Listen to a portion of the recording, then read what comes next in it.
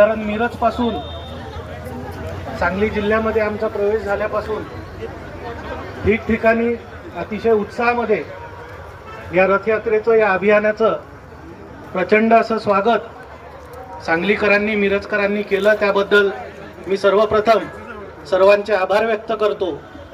तसेच आपल्या सर्वांच्या उत्साहामुळे या रथयात्रेला 2 ते 3 तास उशीर झाला, त्याबद्दल मी आपली दिलगिरी व्यक्त करतो.